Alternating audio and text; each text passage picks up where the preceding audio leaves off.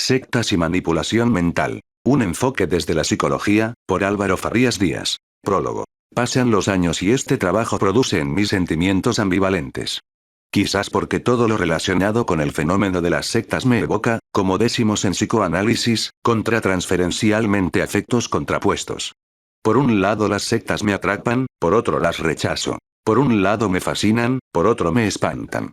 Mi tesis en parte me despierta satisfacción, por no decir orgullo, y a la vez soy muy crítico con ella. Voy a quedarme ahora con ese sentimiento crítico que me causa y por ello creo pertinente hacerle al lector una serie de puntualizaciones. Este trabajo fue pensado y escrito como una tesina para obtener el grado de licenciado en psicología en la Universidad Católica del Uruguay. Como tal, se ajusta a una serie de requisitos formales que tienen que ver con la redacción, la extensión en páginas y el hecho de ser una investigación bibliográfica, requisitos que encuadran este tipo de trabajos y que no hemos considerado oportuno modificar. Cuando realizamos el proyecto de memoria de grado nos inclinamos hacia la idea de hacer una recopilación bibliográfica, entre otras razones, porque en nuestro país casi no había publicaciones referidas al tema de las sectas.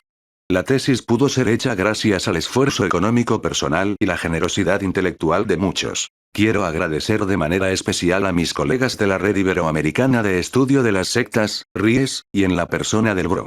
Luis Santamaría del Río. Condenso los agradecimientos a todos. Enumerarlos sería caer en el riesgo de olvidar algún nombre. También agradezco especialmente a Miguel Pastorino, amigo, hermano que la vida me regaló, quien no se cansa de alentarme en cada proyecto que inicio y quien supo estar a mi lado en los momentos más tristes y duros que me ha tocado atravesar en mi vida hasta hoy. Mi tesis representa una etapa de mi vida, etapa con sueños y proyectos. Algunos se han derrumbado, otros siguen en pie y otros trato de reconstruirlos. Todo lo pongo hoy en las manos de aquel sin quien nada podemos hacer. También pongo en las manos de Jesús la vida de tantas personas que han perdido su libertad en las sectas. Que Cristo camino, verdad y vida los sane y conduzca por el camino de la libertad. Introducción. Desde las últimas 4 décadas del siglo pasado, se ha venido notando un incremento de grupos sectarios, sectas coercitivas, y el fenómeno del sectarismo es un fenómeno que en nuestros días, lejos de disminuir, aumenta. Nosotros, en el presente trabajo, no vamos a abordar la cuestión terminológica, es decir, no vamos a intentar definir secta para quien esté interesado en lo que se conoce como el problema de la definición, lo remitimos a Bahamonde, 2001 o Bahamonde, 2003, ni tampoco vamos a entrar en la tortuosa tarea de discernir si son las sectas grupos religiosos todas ellas o no, ni si son nuevas expresiones de lo religioso o no lo son. A estas alturas de nuestro trabajo queremos dejar claro al lector que utilizaremos los términos siguientes. Sectarismo, secta, grupo de manipulación o grupo sectario como sinónimos de la expresión del fenómeno de la manipulación psicológica en nuestros días. Más allá de la doctrina que se sostenga o del fin que estos grupos busquen, lo común a todos es el uso de un programa de manipulación psicológica para la captación y el reclutamiento de nuevos adeptos.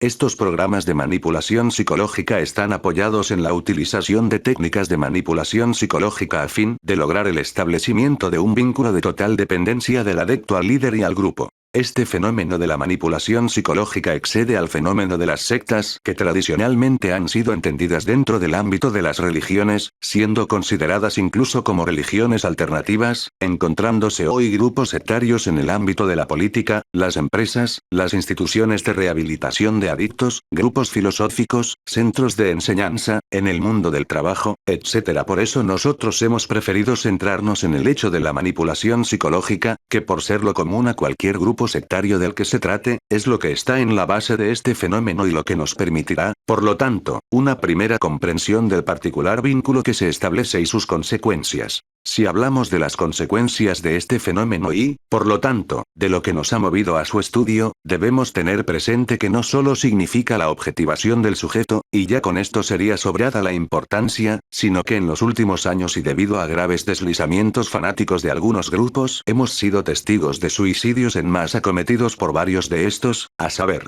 17 de marzo de 2000, Uganda. Movimiento para la restauración de los 10 mandamientos, 530 muertos, si se le suman los cadáveres que luego fueron encontrados dentro de fosas comunes en predios del movimiento, la suma de muertos asciende a más de 1000. 27 de marzo de 1997, Estados Unidos. Evansgate, 39 muertos. Octubre de 1994, Canadá y Suiza. Lud Jouret, líder de la Orden del Templo Solar, llevó a la muerte a 64 adeptos. Noviembre de 1993, Ucrania. La policía ucraniana logró evitar que 779 personas, miembros de la Fraternidad Blanca, se autoinmolaran. 19 de abril de 1993, Waco, Texas. David Koresh, junto con 81 miembros de los Davidianos, se suicidaron durante un asedio policial televisado. 18 de noviembre de 1978, Guyana. Jim Jones condujo al suicidio a 914 miembros del Templo del Pueblo. Si consideramos el terrorismo religioso como otra expresión de las consecuencias que puede alcanzar la manipulación psicológica, debemos agregar el atentado del 20 de marzo de 1995, perpetrado por el Grupo Verdad Suprema en el metro de Tokio, los atentados suicidas del 11 de septiembre de 2001 en Estados Unidos, y el atentado del 11 de marzo de 2004 en Madrid. Todo lo anterior sin considerar la cantidad de víctimas de atentados cometidos por suicidas hombres bomba. Dado que los grupos sectarios suelen ser cerrados, no permitiendo el ingreso de un investigador o dificultando en extremo su tarea, hemos optado por una investigación bibliográfica como la metodología de trabajo que más se ajusta al objetivo de brindar una primera comprensión psicodinámica del fenómeno del sectarismo. En el primer capítulo el lector encontrará una introducción general al fenómeno de las sectas, una descripción del perfil psicológico del líder sectario, detallaremos los posibles factores predisponentes para la captación y haremos una reseña de los posibles rasgos de personalidad de los adeptos. En el segundo capítulo abordaremos el tema de la manipulación psicológica, las técnicas de manipulación psicológica, la manipulación psicológica como proceso, los objetivos y fines de este tipo de procesos. En el capítulo tercero, el lector encontrará el abordaje psicoanalítico del fenómeno de la manipulación psicológica. Decíamos más arriba que consideramos que en este tipo de vínculo muy marcado por lo perverso, hay mecanismos inconscientes que entran en juego y por ello abordamos este fenómeno desde el psicoanálisis. Bien vale dejar presente al lector que no son muchos los trabajos que sobre el tema del sectarismo encontramos en psicoanálisis hoy, por lo que consideramos el nuestro como un trabajo original. Por ser este un primer enfoque de dicho tema, nos basaremos en los escritos de Sigmund Freud y también tomaremos las recientes aportaciones del psicoanalista catalán Miguel Peglado, miembro de la Asociación Iberoamericana para la Investigación del Abuso Psicológico, AIRIAP. En el capítulo cuarto exponemos las posibles vías de ayuda para el adepto y sus familiares, desde los desprogramadores que realizaban las llamadas operaciones de rescate en los años 70 y 80 hasta los consejeros de salida actuales, expondremos cómo debiera ser un proceso de asesoramiento en el abandono del grupo y finalmente brindaremos pautas para el trabajo psicoterapéutico con exadeptos. Finalmente expondremos a modo de reflexión personal lo que nos ha ido surgiendo a lo largo de la realización de esta memoria de grado y dejaremos la puerta abierta para futuras investigaciones en las que, retomando este primer enfoque, y recurriendo a los conocimientos que autores psicoanalistas contemporáneos han producido, nos permitan una mejor y más profunda comprensión del fenómeno que nos ocupa. Aprovecho para aclarar que todas las obras y autores citados en el presente libro, y que aparecen en el elenco bibliográfico final, fueron citados en referencia exclusiva al tema que nos ocupa o para una mayor y más amplia comprensión del mismo. Capítulo primero. Introducción general al fenómeno de las sectas. Ustedes deben odiar a sus padres porque son perversos, porque son de Satán, ellos viven como animales, comen y duermen, orinan y defecan. Ellos no son tu familia. Solo hay una familia. Esta es tu familia. Cita de David Berk. A menudo en periódicos, emisoras de radio o canales de televisión aparece alguna noticia vinculada a lo que hoy se define como grupos de manipulación secta coercitiva, grupos cerrados y de funcionamiento autoritario que pueden presentarse bajo la forma de organización no gubernamental, asociación, grupo religioso, cultural, científico, político, artístico, terapéutico, etc. Desde que el fracaso de la razón moderna dejó paso al sentimiento de naufragio posmoderno ha venido notándose, como en toda etapa de crisis en la historia, un retorno a este tipo de grupos. Los hombres y mujeres de nuestro tiempo están urgidos de respuestas y creen encontrarlas en las sectas. De este apetito se aprovechan los líderes sectarios que se transforman, a través de la manipulación psicológica, en verdaderos ladrones de libertad. Almendros, 2005. La dinámica de estas organizaciones puede provocar en sus miembros una total dependencia del grupo o del líder, en detrimento de sus relaciones personales y familiares, pudiendo generar diversas alteraciones psicológicas, inestabilidad emocional, incapacidad para mantener relaciones afectivas normales con personas fuera del grupo, etc., sociales, alteración de las relaciones familiares y amistades, reducción o anulación de la capacidad para comunicarse libremente con personas externas al grupo, etc., y física, alteración del sueño, desnutrición, deterioro del funcionamiento general, etc. El problema de la definición. Definir el fenómeno de las sectas es algo muy dificultoso.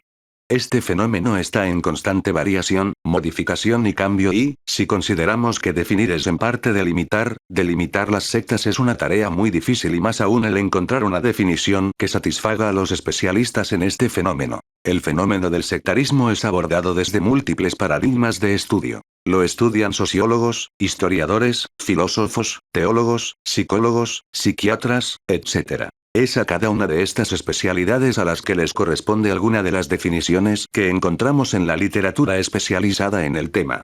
Así nos encontraremos con definiciones sociológicas, históricas, teológicas, fenomenológicas, etc., pero cada una de estas definiciones deja una parte del fenómeno sin abordar.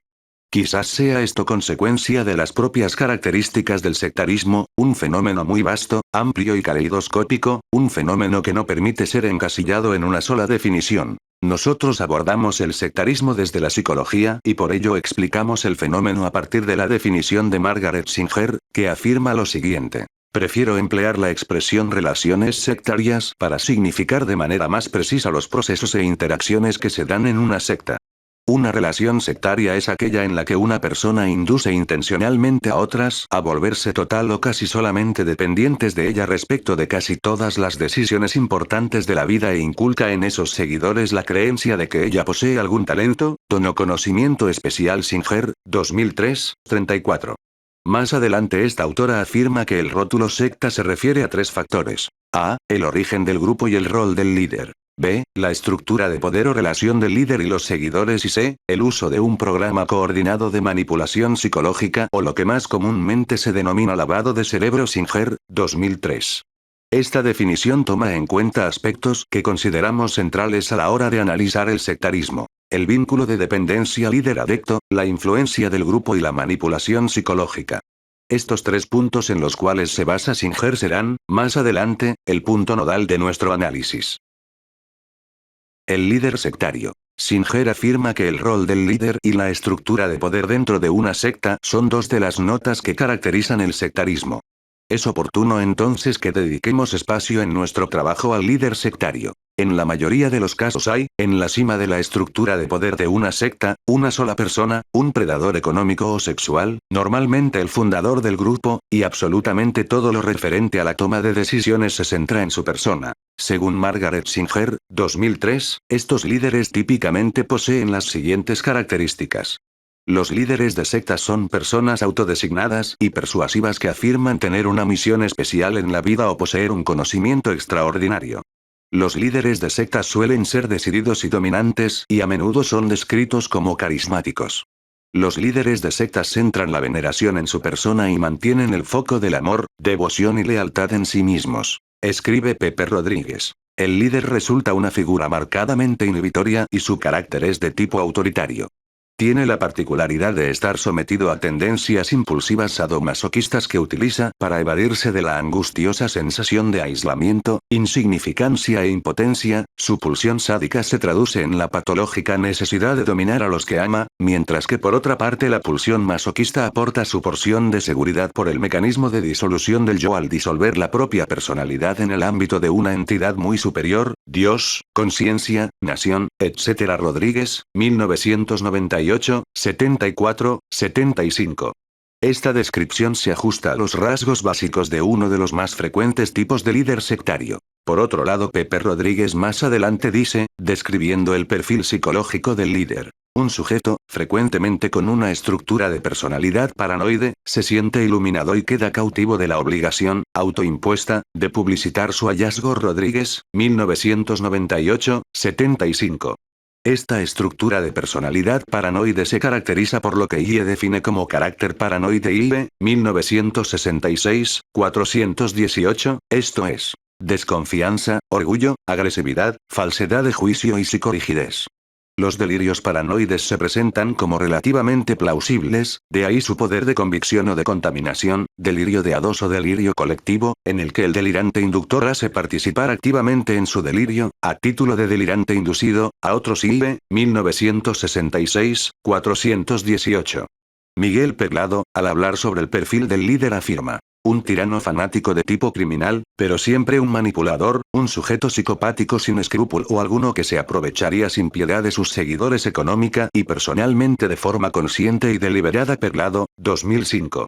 El psicopático se caracteriza por la impulsividad, la agresividad, la actuación y la manipulación para la obtención de un beneficio, de afectividad fría y cínica conoce a veces el miedo pero poco o nada la angustia.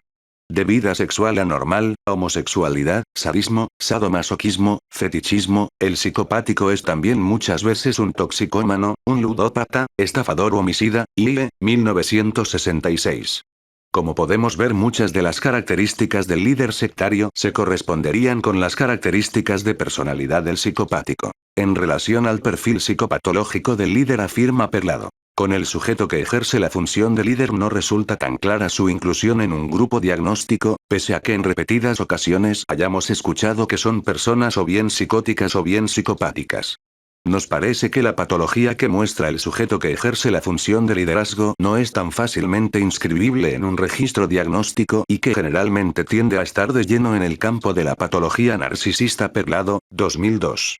Más adelante este autor escribe que estaríamos delante de una patología narcisista con tintes de perversión y sostiene. Los individuos perversos narcisistas son aquellos que, bajo la influencia de su grandioso yo, intentan crear un vínculo con un segundo individuo, atacando especialmente su integridad narcisista con el fin de desarmarlo.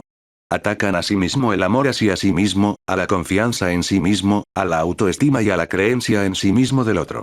Al mismo tiempo, intentan, de alguna manera, hacer creer que el vínculo de dependencia del otro en relación con ellos es irreemplazable y que es el otro quien lo solicita. Peglado, 2002. Si se tiene la oportunidad de estudiar la historia personal de estos sujetos se encontrará, en una gran parte de ellos, toda una cadena de experiencias que han fragmentado su equilibrio narcisista y en donde se ha reinterpretado la propia historia personal para adecuarla a un grandioso yo que colme todas las fallas. El perverso narcisista pone en marcha este funcionamiento para restaurar una situación interna de gran indefensión. Se ha observado que cuando el otro, adecto, no existe, el líder se derrumba, ha perdido a sus portavoces y aparecen las descompensaciones psicóticas en sus aspectos paranoides o delirantes. Peglado, 2002. En lo que nos es personal, nosotros consideramos que el perfil perverso narcisista es el que más se adapta al perfil psicopatológico de un líder sectario, razón por la cual optamos por esta última caracterización sin descartar las anteriores. La fuerte convicción que muestran los líderes sectarios y la poderosa seducción que los caracteriza no tarda en rodearles de un grupo de interesados. En este grupo de interesados se irá sucediendo una labor de criba que conducirá a dos dinámicas paralelas. Una la integrarán los íntimos, los que rodean al líder y asisten a enseñanzas más avanzadas, y en la otra se agruparán los que aún no están en condiciones de responder positivamente a las demandas, cada vez más absorbentes del adoctrinamiento y que, por ello, tienen un acceso muy superficial al secreto salvífico. Los íntimos terminarán por cerrar filas en torno al líder y conformando la base de la estructura de poder sectaria. La estructura de personalidad del líder sectario se adecuará al mensaje del grupo y según el tipo de grupo del que se trate y habrá iluminados que, sosteniendo ser la reencarnación de Jesucristo, anunciarán el fin del mundo, el reverendo Jim Jones es un ejemplo, o los que, afirmando ser extraterrestres, anunciarán que sus fieles serán salvados de la destrucción rescatados por una nave espacial. Marshall Applewhite junto con 39 integrantes de la secta por él liderada de Heaven's Gate, murieron en 1997 como consecuencia de la ingesta de fenobarbital y vodka. Estos dos ejemplos son los extremos en cuanto a mensaje de contenido delirante. En medio encontramos una amplia gama de grises que va desde los mensajes de Sai Baba, Sixto Paz y la Misión Rama, David Berg y los Niños de Dios, hasta el Maestro Roland y el Instituto Nefru. Líderes que sin conducir a sus fieles al suicidio no por eso dejan de causar en ellos efectos sumamente destructivos, por el abuso sistemático al que son sometidos sus seguidores. Factores predisponentes para el ingreso en una secta. Serían muchas las razones por las cuales una persona ingresa en una secta. De todas maneras creemos que es posible trazar algunas líneas orientadoras para lograr entender las causas por las que una persona se acerca a este tipo de grupos.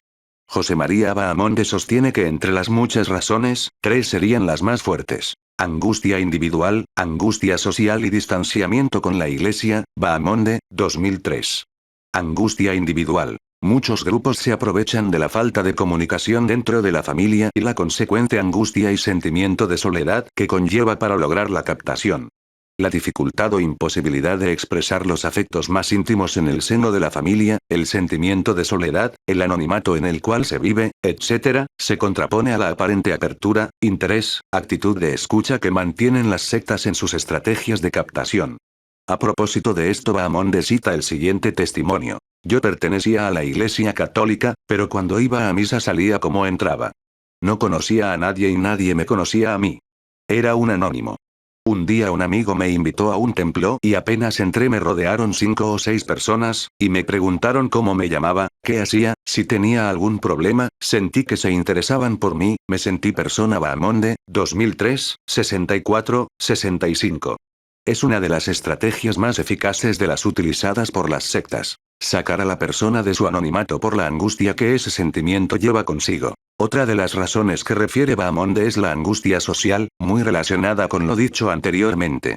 En una sociedad donde el avance de la ciencia ha pretendido explicarlo todo sin éxito, donde la sociedad de mercado ha hecho de los propios hombres un producto de consumo y las relaciones interpersonales también, la soledad y el desencanto campean.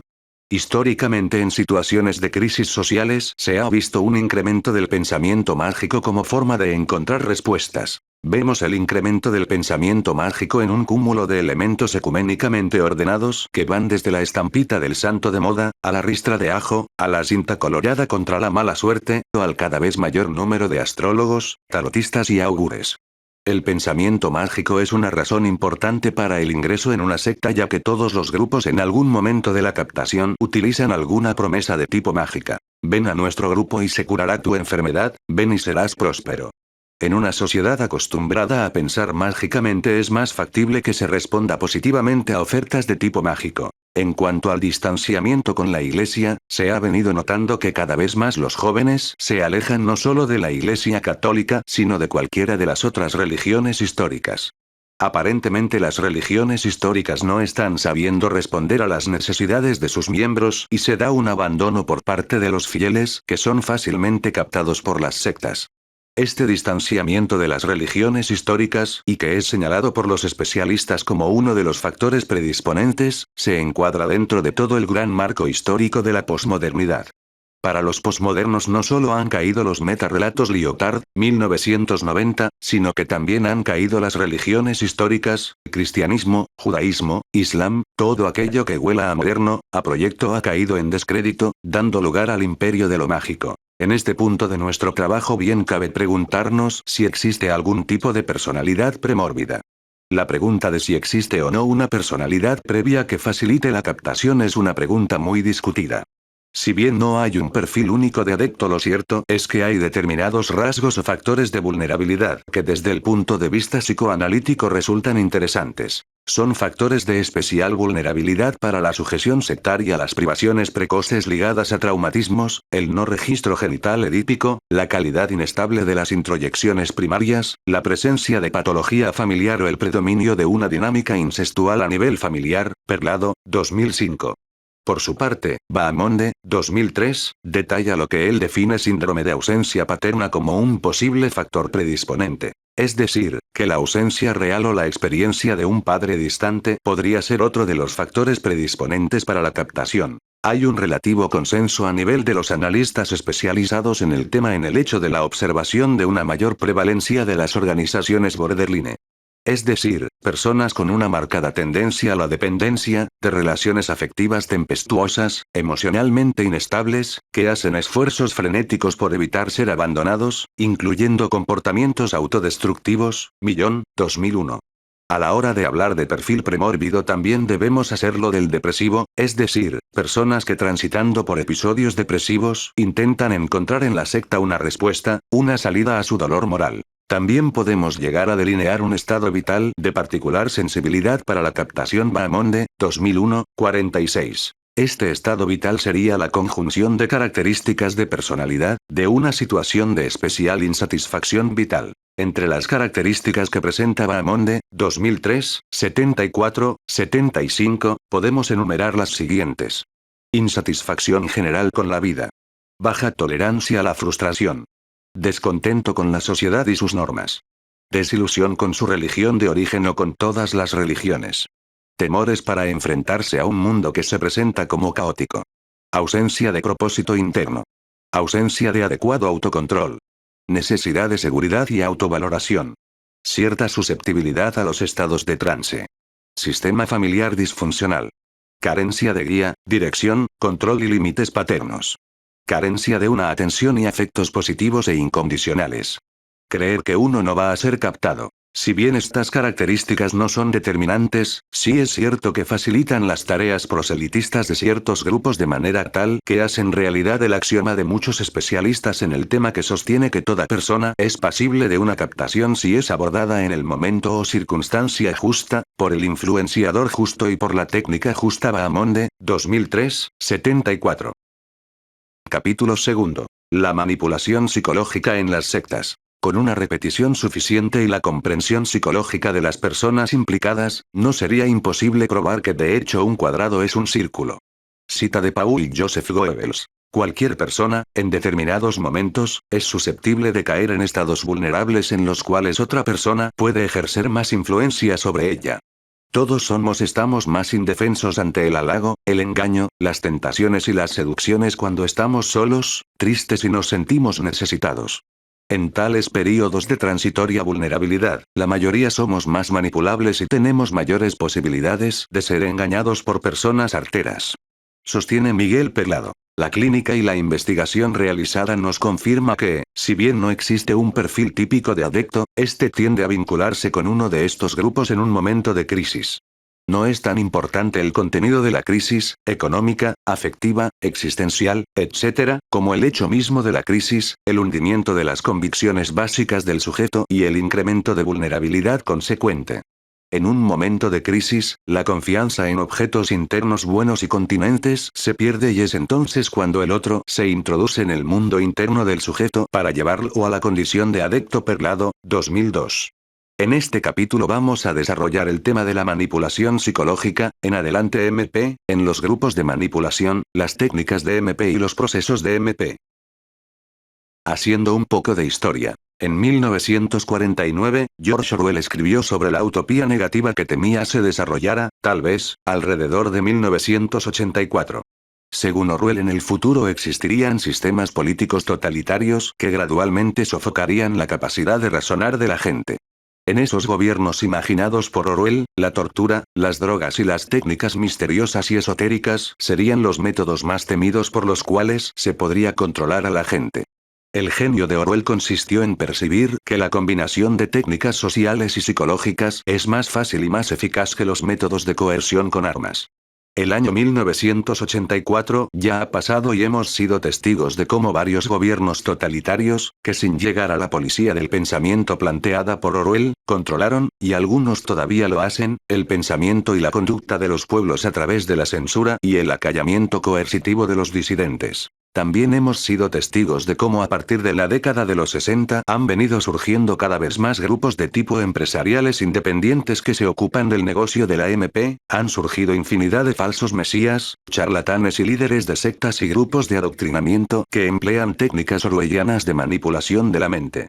Este tipo de grupos someten a sus adeptos a tratamientos que obnubilan la mente a través de un ataque directo al yo y sus mecanismos defensivos, bloquean el pensamiento crítico, subyugan la capacidad de elección sometiendo a sus adeptos a todo tipo de prácticas reñidas con la moral a través de procesos que, como más adelante expondremos, dejan el yo destruido y el superyo narcotizado. Detrás de estos procesos se encuentra la figura del líder, que siguiendo con la visión de Orwell, aparece como un gran hermano sonriente y de apariencia benévola. Las técnicas de manipulación psicológica. Las técnicas de MP varían según el tipo de grupo sectario del cual se trate. En todos los casos y en la base de todo tipo de proceso de captación y de MP está lo que se conoce como proselitismo engañoso Bahamonde, 2003, es decir, a la persona que va a ser influenciada nunca se le dicen los verdaderos fines que el grupo persigue. Estos le son escondidos y se le somete a lo que se conoce como develamiento paulatino de la verdad Bahamonde, 2003, al nuevo adepto se le dice que en el futuro se le van a ir aclarando las dudas, que va a ir adquiriendo nuevos niveles de conocimiento. A la vez que se le va develando esa nueva verdad, la persona va siendo sometida a todo un proceso de manipulación a partir de técnicas específicas que ahora vamos a detallar. El proceso de captación sectaria comienza con un intento de adoctrinamiento que suele darse sencillamente en la calle, en la concurrida entrada a un shopping, en plazas, puertas de liceos y universidades. En lugares donde la gente suele sentirse sola como hospitales, estaciones de ómnibus, aeropuertos, cárceles, etc. En ocasiones comienza con la venta de un folleto, de un libro, de un perfume, la petición de una pequeña limosna y una pregunta con la que se intenta sondear la posibilidad de un diálogo, etc. El encuentro lo provocan personas jóvenes, de apariencia feliz, deseosos de comunicar un mensaje que se presenta como sencillo pero a la vez importante.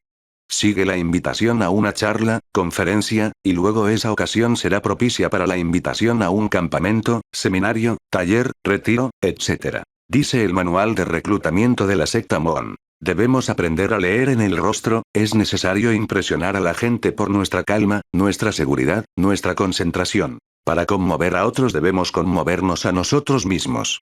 Debemos tener una confianza absoluta en lo que decimos. Hablar con sentimientos muy fuertes. Hay que dar a nuestro rostro y particularmente a nuestra mirada y nuestra boca una expresión que impresione. Debemos aparentar una actitud humilde. A nadie le gusta la idea de perder algo. Es preciso que la gente tenga la impresión de que van a ganar alguna cosa escuchándonos, que los dejen satisfechos y que tengan necesidad de volver a vernos. Bosch, 1993, 121. Vamos a detallar algunas de las técnicas de MP que varios autores describen: Almendros, 2005. Bahamonde, 2003. Erdely, 2003. Singer, 2003. Bosch, 1993. Hassan, 1990, y para facilitar la tarea del lector las describiremos siguiendo lo que sería un típico proceso de captación sectaria. Las técnicas de MP no están presentadas en un orden cronológico. El lector debería, en el mejor de los casos, entender estas técnicas más como círculos concéntricos que como una aplicación lineal de las mismas. A. Paternalismo benevolente. En los contactos iniciales, el influenciador, es decir, aquel que llevará adelante el proceso, se presenta frente a la persona a captar con un carácter paternalista y benevolente. Debemos recordar que uno de los factores predisponentes de los cuales hablamos en el capítulo anterior es el llamado síndrome de ausencia paterna. De esta manera logra generar una corriente afectiva con la persona a influenciar. Al generarse esta corriente afectiva, la angustia desciende y la persona comienza a desahogarse. B. Estatus de superioridad. Este paternalismo benevolente que se registra en los contactos iniciales se une a un estado de superioridad que coloca al influenciador por encima de la persona a influenciar. Dicho estado de superioridad queda manifestado por los títulos que el influenciador se atribuye y que le son reconocidos por sus seguidores, títulos tales como gurú, maestro, vidente, parapsicólogo, avatar, etc. C. Confesiones íntimas. El influenciador procurará que en su desahogo, la persona haga confesiones íntimas, minimizando algunos problemas y sobrevalorando otros. Se empiezan así a relatar hechos de la vida personal, lo cual baja el nivel de angustia y refuerza la sensación de ser atendido y querido por otra persona con cierta ascendencia. Asimismo, a través de estas confesiones, podrá contar con elementos concretos para luego presionar en el resto del proceso. Pero sobre todo le interesará saber cómo es la familia del sujeto, qué nivel de ingresos tiene, con quién se lleva mejor y con quién peor, cuáles son sus fantasías, ideales y logros, y sobre todo le va a interesar saber cuáles son sus temores, frustraciones y fracasos. D. Love bombing, bombardeo de amor. Después de los contactos iniciales lo invitará a pasar unos días en una colonia, campamento, retiro o a realizar algún curso. No hay gran diferencia, solo que en el curso, el proceso se demora un poco más, pero básicamente es similar. Apenas ingresa en el curso o en la colonia, es recibido por toda la comunidad de una manera muy afectuosa, muy cariñosa, sometiendo a la persona a un verdadero bombardeo de amor. Los niños de Dios repiten casi de manera constante la frase Dios te ama. Padres espirituales. Al ingresar le es asignado un padre o una madre espiritual, un guía u orientador. En algunos movimientos los llaman ángeles de la guarda. Estos tienen por objetivo no dejar ni a sol ni a sombra a la persona a influenciar, seguir provocando confesiones íntimas y dar respuesta a toda pregunta que el sujeto pudiera hacer. Respuestas simplistas y manicueas. Toda pregunta que la persona a influenciar pueda hacer, es despachada con respuestas simplistas, reduccionistas, que no llevan más de 20 palabras y, en consecuencia, son fácilmente memorizables. Estas respuestas también se caracterizan por su fuerte contenido maniqueo y dialéctico, dividiendo radicalmente al mundo en dos. Todo lo bueno está dentro del grupo, y todo lo malo, fuera de él. Control de la información. Toda la información proveniente del mundo exterior pasa previamente por un tamiz, cuando no es suprimida totalmente o reinterpretada según las creencias particulares del movimiento. Control del tiempo. Prácticamente no existe el tiempo libre. La persona pasa largas horas escuchando sermones, conferencias, cantando canciones, leyendo o recitando mantras, oraciones orientales. Para tener una idea de la intensidad de estas prácticas, diremos a manera de ejemplo que los integrantes del grupo popularmente conocido como Hare Krishna tienen la obligación de recitar su mantra característico 1728 veces por día. Esto produce un síntoma específico. Disociación espaciotemporal, Bahamonde, 2001. Es decir, el sujeto que recita estos mantras pierde paulatinamente la noción de tiempo y espacio, entrando en un estado confusional y adormeciendo, en consecuencia, la capacidad de pensamiento lógico y análisis crítico. Todo proceso de MP va a estar orientado a anular estas capacidades, para alcanzar un estado confusional, Bahamonde, 2003. Trabajos agotadores, escaso descanso y alimentación pobre. En los períodos restantes es sometido a trabajos de gran esfuerzo físico. Pocas horas de sueño, que no alcanzan para recuperarse completamente. Una alimentación generalmente pobre en complejos vitamínicos y proteicos, pero muy rica en energizantes, azúcares e hidratos de carbono, lo que genera una falsa sensación de energía, cuando ocurre todo lo contrario, y el cuerpo se debilita rápidamente. Utilización de drogas. Aunque no es lo más frecuente, algunos grupos utilizan drogas o mezclan psicofármacos en los alimentos de tal manera que alteran directamente el funcionamiento normal del sistema nervioso central provocando trastornos de conciencia. Sesiones de escucha. La persona a influenciar es sometida a largas horas de escucha de sermones, conferencias, grabaciones con cánticos o discursos del líder del movimiento y también a la lectura del material bibliográfico del grupo. Atrofiamiento de la identidad, memoria y pautas de vida anteriores. Paulatinamente y merced a diversas técnicas se busca un atrofiamiento paulatino de estas capacidades. El atrofiamiento de la identidad se ve favorecido por el cambio de nombre que no pocos movimientos exigen a sus miembros. El de la memoria, se logra a través de técnicas de inducción al trance e hiperventilación. Y el de pautas de vida anteriores, ofreciéndoles la posibilidad de conseguir grandes logros o ideales heroicos, pero que solo podrán alcanzarse si ejercen primero renunciamientos. Renunciamientos progresivos. Para el logro de las metas propuestas por el movimiento o grupo, es frecuente que se exijan diversos renunciamientos que, a su vez, refuerzan la dependencia hacia el grupo. De esta manera, progresivamente, se le inducirá a renunciar a los estudios, al trabajo, a las amistades y a la propia familia, ya que todo debe estar subordinado al grupo. Testimonios de terceros. Esta es una de las técnicas más utilizadas y es donde también juegan un papel importantísimo los datos que se recabaron en las confesiones íntimas realizadas en los contactos iniciales. De esta forma, integrantes del grupo de manera aparentemente espontánea presentan testimonios con problemáticas muy similares por las que atraviesa la persona a influenciar. Dichos testimonios culminan con la manifestación de que solo encontraron solución a sus problemas dentro del movimiento y gracias a él. Confesiones públicas. En estos casos los testimonios asumen un carácter expiatorio y, generalmente, van acompañados con relatos donde se detallan las consecuencias que les acarrearon las desobediencias o traiciones a las normas que sostiene el grupo.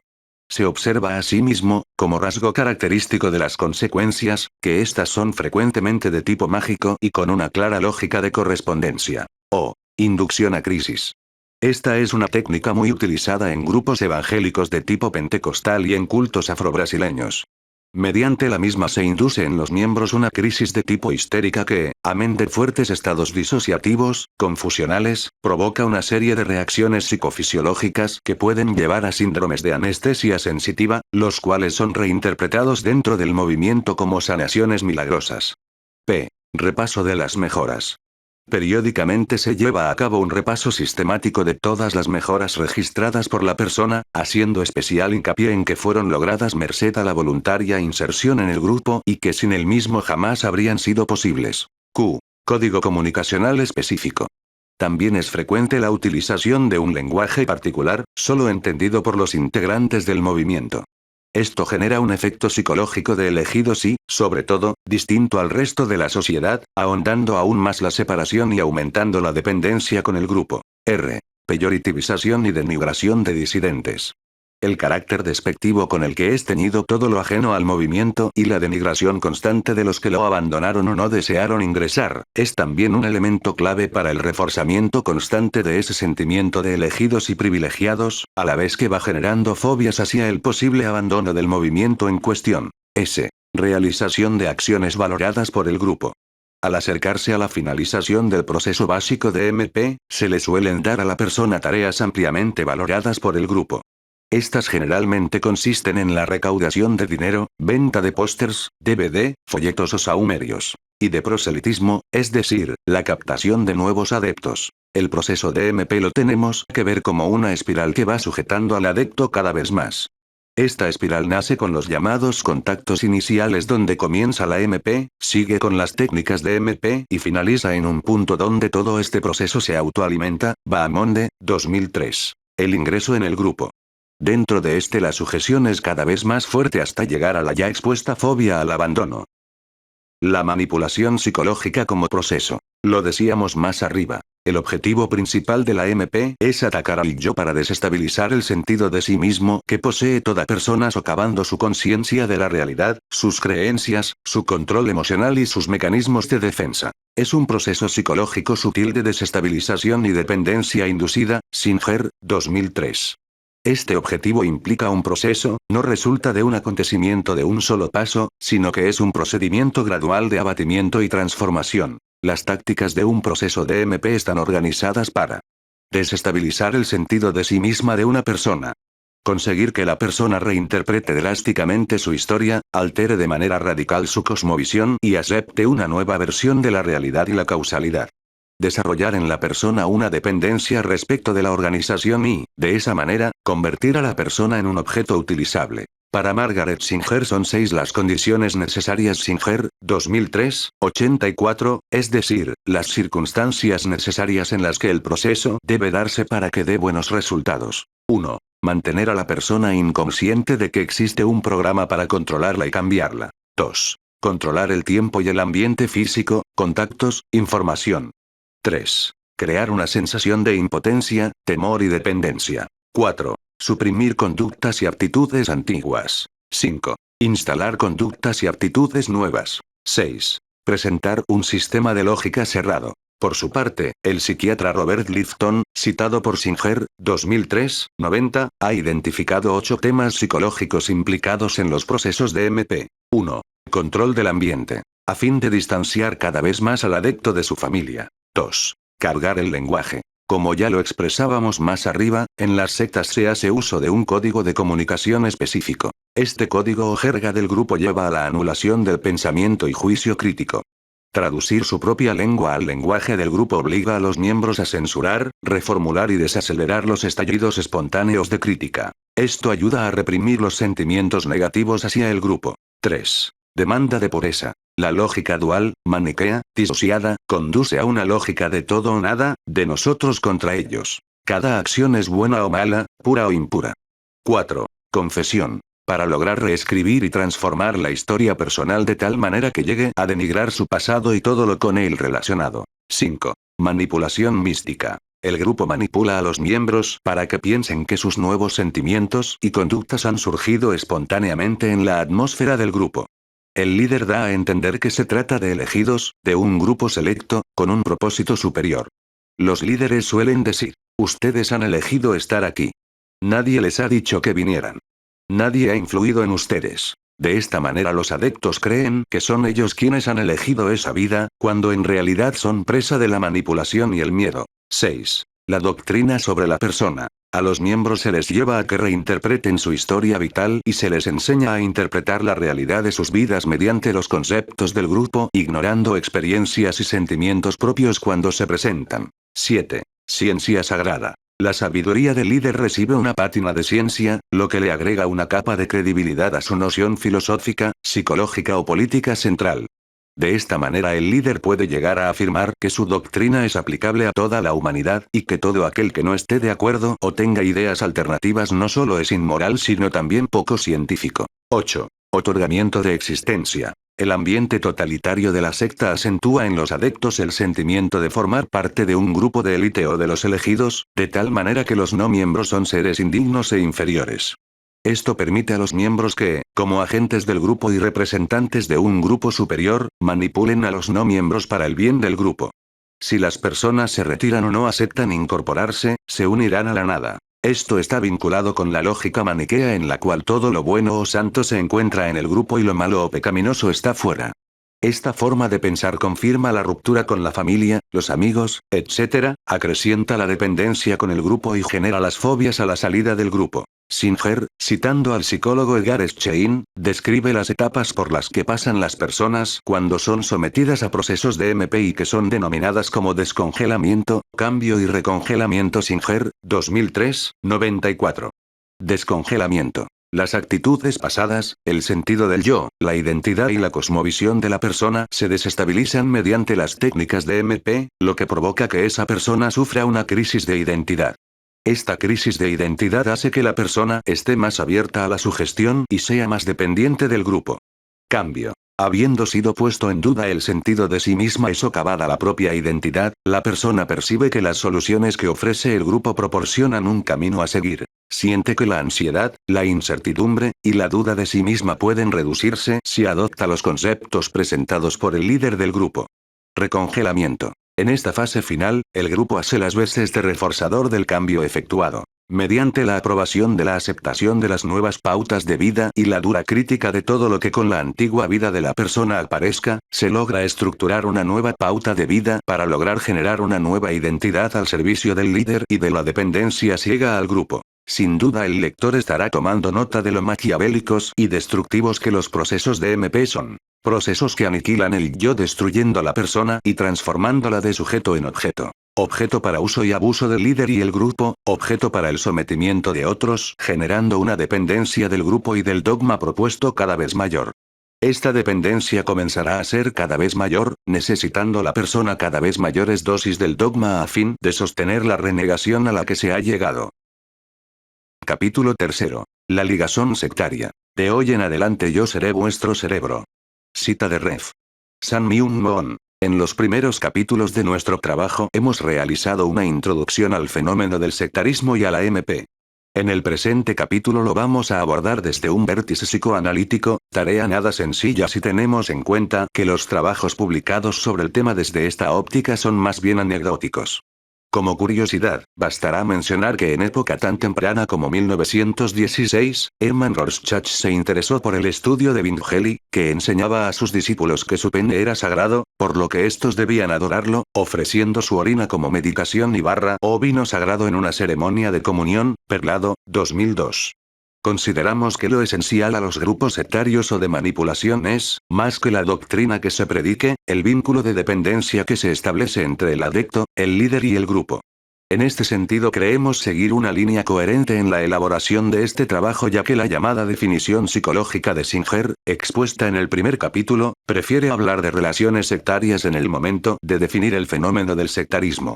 Por lo tanto, estamos en condiciones de aseverar que en la medida que no prestemos debida atención al vínculo sectario o a la ligazón sectaria, como preferimos llamarla nosotros, estaremos evadiendo el tema central de este fenómeno. Este capítulo pretende, entonces, dar al lector una primera comprensión psicodinámica a este particular vínculo de dependencia que se da dentro de los grupos de manipulación. Nos enfrentamos ahora a un dilema metodológico. ¿Por dónde empezar?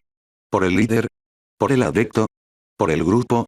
Recordemos que estos tres factores son los que, a criterio de Singer, definen una secta y que oportunamente expresamos serían el punto central de nuestro análisis. Hemos creído que para facilitar la exposición trataremos el tema del adepto en un primer punto y el del grupo en un segundo punto, siendo el tema del líder un eje que atraviesa todo el presente capítulo. El sueño de la completitud. Del grupo sectario se dice que manipula, que conduce al sujeto por una trayectoria desconocida de antemano y distorsionada intencionalmente con tal de llevarle a un punto determinado y desconocido en su inicio, siempre en beneficio personal del conductor y en detrimento del sujeto. Podemos llegar a entender el proceso de DMP como una inversión del diálogo analítico. En la práctica clínica se atiende al paciente que presente un estado de crisis para conducirlo por una trayectoria desconocida de antemano que va orientada, entre otras cosas, a disolver la dependencia derivada de la transferencia para incrementar la autonomía del paciente. El propósito del analista no es el lucro a costa de un tratamiento interminable, sino ayudarlo para que pueda alcanzar un mayor bienestar personal, familiar y social. Si bien en momentos de la relación analítica, la transferencia puede presentarse como adhesiva o idealizante, lo cual se acercaría bastante a lo que pasa entre el adepto y el líder, la misma no es asumida como cierta, esto pasa en el discurso manipulativo, sino que se asume esa proyección, se interpreta esa transferencia para que cese, y se la toma como derivada de una fantasía inconsciente. Es este punto el que nos permite entender la MP como una perversión del vínculo transferencial encaminada a alimentar el yo narcisista del líder, Perlado, 2002. No debemos olvidar que en el capítulo primero hacíamos referencia a que uno de los llamados factores predisponentes para la captación por parte de un grupo sectario es lo que Bahamonde define como síndrome de ausencia paterna. Bahamonde, 2003. Según este autor, un padre ausente en lo real o en lo imaginario es uno de los factores que más predisponen para la MP. En este sentido, y teniendo en cuenta que la mayor parte de los líderes de sectas históricamente han sido hombres, podemos llegar a inferir que se establece con el líder del grupo una transferencia de tipo paterna, siendo el líder el padre ideal soñado desde la infancia. El compromiso del adepto se apoya sobre un lazo transferencial muy intenso. Podemos decir que es una verdadera realización de la transferencia, favoreciendo la regresión para incrementar la dependencia y explotado al máximo por el líder para su beneficio personal. El proceso de MP viene a resultar una violenta intrusión en el mundo interno del sujeto. Todo comienza como una seducción. A partir de esta seducción nace una forma sutil e insidiosa de violencia, de presión emocional sobre la base del poder destinada a transformar al sujeto en un objeto mudo. La seducción se inicia en lo que en el capítulo anterior definíamos como contactos iniciales. En los mismos se trata de obtener un grado suficiente de conocimiento del sujeto que alcance como para que desnude sus grietas narcisistas. Estas grietas narcisistas se hacen más visibles en los momentos de crisis vitales en los que decíamos que todos somos más vulnerables. Así también decae la confianza en los objetos buenos continentes. El bombardeo de amor, el otorgamiento de padres espirituales, el sobredimensionamiento de los conflictos, sobre todo los familiares, será la manera de comenzar un ataque a los objetos parentales. De hecho, como ya lo hemos señalado más arriba, las figuras de liderazgo dentro de los grupos sectarios son generalmente presentadas como padres o madres perfectos, para luego ser sustituidos por verdaderos objetos internos implantados mediante un proceso de infiltración masiva en la mente del sujeto que terminará por despojarlo de su mundo simbólico, llevándolo a un estado de no pensamiento. Perlado, 2002.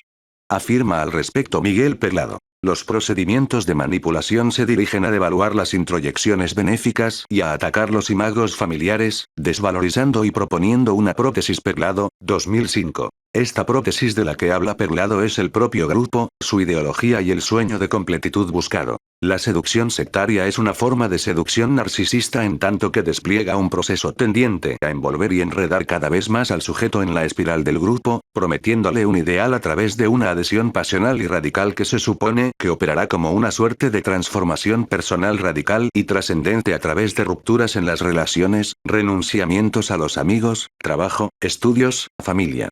Lo que se ofrece es una convicción totalizante a través de experiencias afectivas oceánicas que llevan a una inflación yoica, a la búsqueda del yo ideal infantil. De esta manera el narcisismo dañado por la crisis del sujeto es sustituido por una convicción dogmática que recubre el daño con la apariencia de bienestar. Una vez seducido el sujeto y atacado su equilibrio narcisista, se ponen en marcha prácticas destinadas a desmantelar el yo, atrofiamiento de identidad, memoria y pautas de vida, a desmantelar el aparato mental, lo que luego encontraremos en la clínica como pacientes con una importante hemorragia narcisista. Perlado, 2005. Si los procedimientos de MP dirigidos a la descalificación del mundo interno han sido exitosos, el adepto queda en una situación psicológica catastrófica. Queda, por lo tanto, necesitado de buscar fuera el objeto que le provea de aquello que siente que carece. Y en lo real, el líder se presenta como poseedor de esas características anheladas. Queda así establecido el cimiento psicológico para que se dé la relación dogmática. La MP va logrando que se vaya realizando paulatinamente una descatexis de la libido del yo hasta que la libido yoica se deposita en el líder y el grupo. A estas alturas cabe preguntarse cuál puede ser la raíz más profunda que permita que se den este tipo de vínculos. El psicoanálisis kleiniano ha mostrado la existencia de un funcionamiento psicótico en el desarrollo del bebé y la permanencia de núcleos psicóticos en el adulto neurótico, al igual que existen núcleos neuróticos en el psicótico. Desde este dato nos podríamos preguntar si existen núcleos sectarios. Perlado, 2002, que dada determinada conjunción de circunstancias internas y externas harán su eclosión o que permanecerán latentes. Podemos decir que esos núcleos sectarios guardan también un correlato con el desarrollo infantil y con la primera relación objetual. Para ello debemos remitirnos a la primera relación cerrada, relación madre-bebé, y obtener los elementos de comprensión necesarios. La interpretación del estado mental del bebé por la madre, aparte de ser continente, es además dogmática, en tanto que impone una convicción absoluta sobre el estado mental del bebé y que por carecer de los recursos necesarios no puede ser contrastada. Aparte del lazo sensorial con la madre y su contención emocional, el andamiaje del mundo relacional del bebé hace necesario que sea otro quien le suministre las convicciones. Estas primeras relaciones van conformando ya un pensamiento que se establece en términos de omnipotencia y que aglutina concéntricamente diversos aspectos totalizados en torno a un núcleo dogmático. Perlado, 2002. Decíamos más arriba que el proceso de MP favorecía la regresión gracias a un vínculo transferencial perverso, regresión a estadios pregenitales que permiten la eclosión de estos núcleos sectarios. La ambivalencia es negada, se manipula la culpa, se niega la finitud, se niega la castración, se reinterpreta la historia personal llegándose incluso a negar la parentalidad a través de la descalificación parcial o total del discurso social, se achacan a la familia todas las causas del sufrimiento personal, sobredimensionamiento de los conflictos.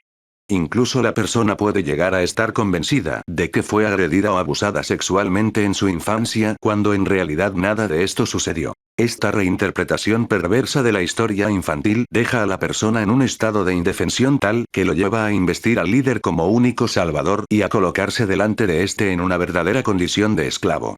A través de peyoritivización de los disidentes y de las respuestas simplistas y manicueas, el grupo y su discurso paranoide conducen al adepto a una situación donde prima el recurso a la escisión y a la proyección. Esta situación de tal perversión está apoyada sobre un recurso a la renegación como mecanismo de defensa por el que se rechaza reconocer la realidad de una percepción traumatizante y que se acompaña con una importante escisión del yo.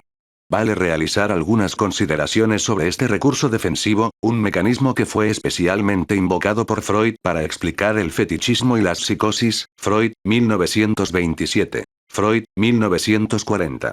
Freud comienza a describir la renegación en relación con la castración y con el hecho de que los niños, ante la ausencia de pene en las niñas, reniegan de esta carencia. Más adelante Freud sostendrá que si bien este mecanismo no es ni raro ni peligroso en la vida de los niños, en el adulto constituirá el punto de partida de una psicosis. En la medida en que la renegación se refiere a la realidad exterior, Freud ve en ella un contraste con la represión. Mientras el neurótico comienza reprimiendo las exigencias del ello, el psicótico comienza por renegar la realidad. Es popular la creencia de que los adictos son ignorantes de lo que sucede a su alrededor. Algunos de ellos conocen lo que está sucediendo, ya que no llegan a perder totalmente su capacidad crítica, pero pese a ello reniegan de ese mismo conocimiento, manejándose luego en la clínica como pacientes muy disociados. Perlado, 2005. Este vínculo perverso sectario se articulará con las formas clínicas, sean estas neuróticas, psicóticas o perversas, brindando distintas combinatorias posibles. De esa manera un neurótico encontrará en la secta un modo de pegarse al discurso del líder. En una versión límite, consideramos la patología limítrofe como la que probablemente más se dé dentro de los adeptos a grupos sectarios, o bien un perverso podrá ofertarse como herramienta para el goce del líder. Un psicótico podrá, por su parte, encontrar en el grupo el nudo, para lograr unir los fragmentos de su yo quebrado, que haga a las veces de prótesis simbólica que suele atemperar provisoriamente al desencadenamiento de algunas psicosis. Pepe Rodríguez, 2000, propone un modelo de comprensión de la MP, tomando el modelo adictivo y nos ofrece así la posibilidad de comprender este fenómeno de dependencia desde otro ángulo.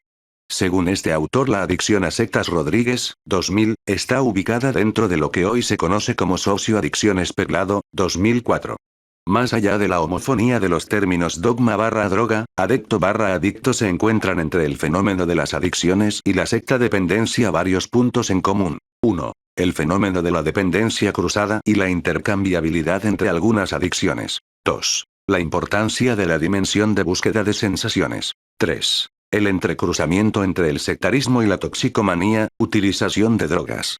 4. La equivalencia en cuanto a los efectos a nivel biológico. En la inducción a crisis se desencadenan mecanismos neuroendocrinos como la secreción de endorfinas, neurotransmisor de estructura molecular similar al opio, a las cuales el adicto se vuelve adicto. 5. El aspecto dogmático de algunas comunidades de ayuda a toxicómanos. 6. La despersonalización y la disociación que resultan de la utilización de la droga/dogma. 7. La convicción de control omnipotente del objeto dogmático/tóxico. La metáfora de la adicción nos ayuda a acercarnos a otros aspectos del proceso que también son importantes. Perlado, 2005.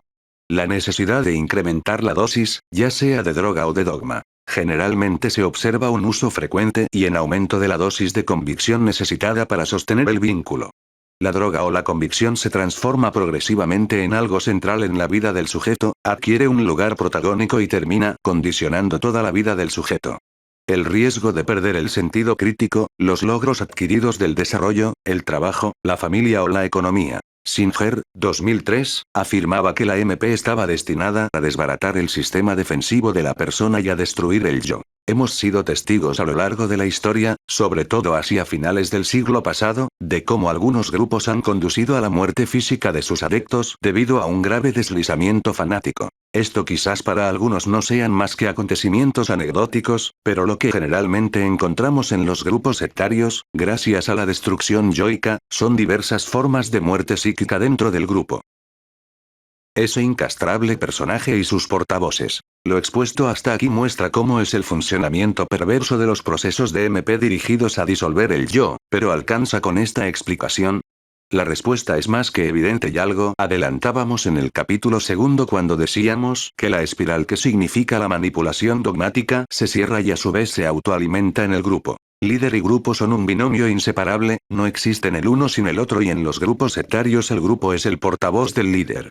En el punto 1 de este capítulo hicimos hincapié en los efectos que la MP produce sobre el yo y sus mecanismos defensivos. El lector se preguntará entonces qué sucede con las otras dos instancias.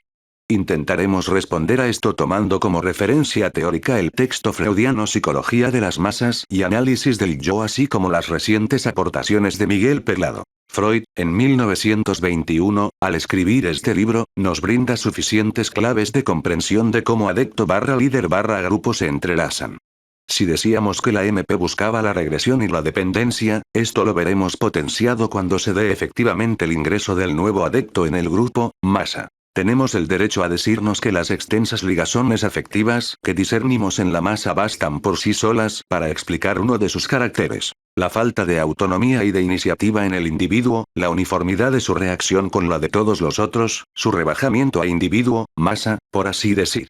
Pero, si la consideramos como un todo, la masa exhibe algo más. Los rasgos de debilitamiento de la actividad intelectual, desinhibición de los afectos, incapacidad de moderarse y de diferir la acción. Estos rasgos y otros semejantes que encontramos pintados en Le Bon, presentan un cuadro inequívoco de regresión de la actividad anímica a un estadio anterior, como no nos sorprende hallar entre los salvajes o los niños. Freud, 1921, 111. Si la descripción freudiana refiere lo que sucede con el individuo, llamémoslo en condiciones normales, que forma parte de un grupo, el lector podrá comenzar a hacerse una idea más cabal de lo que puede llegar a suceder con un individuo que pasa a formar parte de un grupo sectario en las condiciones que resultan después de haber sido sometido a la MP. Freud, citando a Le Bon, afirma: la primera de estas causas consiste en que dentro de la masa el individuo adquiere, por el solo hecho del número, un sentimiento de poder invencible que le permite entregarse a instintos que, de estar solo, habría sujetado forzosamente. Y tendrá tanto menos motivo para controlarse cuanto que, por ser la masa anónima, y por ende irresponsable, desaparece totalmente el sentimiento de la responsabilidad que frena de continuo a los individuos. Freud, 1921, 71. El individuo dentro del grupo sufre una especie de liberación de sus instintos y pulsiones. El adepto conducido al estado de regresión y dependencia dará rienda suelta a la búsqueda de completitud dentro del grupo. Si el proceso de MP no hubiese sido del todo exitoso, al ingreso del nuevo adepto al grupo estamos en condiciones de aseverar que dentro del grupo las deficiencias en el proceso de captación se cubren por efecto de lo que Freud llama contagio. En la multitud, todo sentimiento y todo acto son contagiosos, y en grado tan alto que el individuo sacrifica muy fácilmente su interés personal al interés colectivo. Esta aptitud es enteramente contraria a su naturaleza, y el ser humano solo es capaz de ella cuando integra una masa. Freud, 1921, 72. Y más adelante sostiene: el individuo inmerso durante cierto lapso en una masa activa muy pronto se encuentra, por efluvios que emanan de aquella o por alguna otra causa desconocida, en un estado singular, muy próximo a la fascinación en que cae el hipnotizado bajo la influencia del hipnotizador. La personalidad consciente ha desaparecido por completo, la voluntad y el discernimiento quedan abolidos. Sentimientos y pensamientos se orientan en la dirección que les imprime el hipnotizador. Freud, 1921, 72.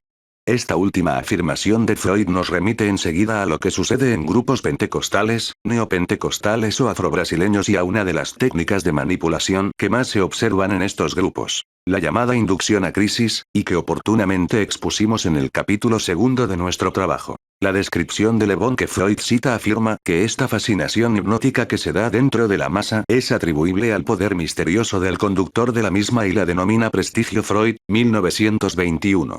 El conductor de la masa deberá tener una intensa convicción en sí mismo si pretende lograr influir, manipular, a la masa. Si la necesidad de la masa solicita un conductor, éste tiene que corresponderle con ciertas propiedades personales. Para suscitar la creencia de la masa, él mismo tiene que estar fascinado por una intensa creencia, en una idea. Debe poseer una voluntad poderosa, imponente, que la masa sin voluntad le acepta. Freud, 1921, 77. El líder debe tener también un importante monto de narcisismo. Para explicar la sugestión que opera dentro de estos grupos, Freud recurre a la teoría de la libido y sostiene que son los lazos sentimentales la esencia del alma de las masas. El individuo dentro del grupo resigna su particularidad y se deja influir por los otros por amor de ellos. Freud, 1921, 88. La cuestión es que en los grupos sectarios predomina la pulsión de muerte y este resignar su propia particularidad sumerge al adepto en una espiral destructiva. En relación a la teoría de la libido, Freud afirma que en los grupos se establece una doble ligazón libidinosa, una con el líder y otra con los demás integrantes del grupo. De esta doble ligazón libidinosa es de la que se desprende la alteración y la restricción de la personalidad de los individuos observada en el grupo. Esto suele ser potenciado en los grupos sectarios, que en sus estrategias manipulativas van haciendo que el adepto sea cada vez más dependiente del líder y del grupo hasta llegar a generar lo que ya hemos explicitado como fobias al abandono. Podríamos llegar a decir que se establece entre el adepto y el grupo una doble ligazón libidinal perversa. Decimos perversa porque cada vez se vuelve más exclusiva y única, no permitiendo que la libido se traslade a otros objetos. Más adelante y refiriéndose a la identificación, Freud afirma que es la identificación la forma primera y más originaria del lazo afectivo y aplicando esto a los vínculos que se dan en un grupo afirma. Podemos sintetizar del siguiente modo lo que hemos aprendido de estas tres fuentes. En primer lugar, la identificación es la forma más originaria de ligazón afectiva con un objeto. En segundo lugar, pasa a sustituir a una ligazón libidinosa de objeto por la vía regresiva, mediante introyección del objeto en el yo, por así decir. Y, en tercer lugar, puede nacer a raíz de cualquier comunidad que llegue a percibirse en una persona que no es objeto de las pulsiones sexuales. Mientras más significativa sea esa comunidad, tanto más exitosa podrá ser la identificación parcial y, así, corresponder al comienzo de una nueva ligazón. Ya columbramos que la ligazón recíproca entre los individuos de la masa tiene la naturaleza de una identificación de esa clase, mediante una importante comunidad afectiva, y podemos conjeturar que esa comunidad reside en el modo de la ligazón con el conductor Freud, 1921, 101. El vínculo sectario propone una modalidad de relación que puede devenir en nudo, auténtica atadura que sujeta e inmoviliza. En relación a cómo se entienda la atadura existente entre el adepto y una secta, pueden darse diversas explicaciones. A propósito de estas explicaciones sostiene Perlado. Ahora bien, la dependencia patológica a un grupo sectario se da en un punto de encuentro en el que el sujeto inviste el discurso del otro sin reserva, en una confianza ciega a un discurso único. Y el grupo no se detiene en la desvalorización de los objetos buenos introyectados, sino que exige de sus miembros la entrada en un sistema donde encontramos un pacto tácito de renegación, estableciéndose vínculos identificatorios entre sus miembros bajo la forma de ataduras. Perlado, 2005. Este tipo de vínculo entre los miembros, que parte de esta renegación primaria y fundante, por la que se segmenta la parte de la violencia, la locura y la perversidad del líder, conduce inevitablemente a una regresión individual y grupal a todos los niveles, a una dependencia primitiva a un objeto presuntamente omnipotente. La noción de superyo todavía no era utilizada por Freud cuando escribe Psicología de las masas y análisis del yo. A estas alturas utiliza el término ideal del yo. Dice Freud, llamamos el ideal del yo, y le atribuimos las funciones de la observación de sí, la conciencia moral, la censura onírica y el ejercicio de la principal influencia en la represión. Freud, 1921, 103.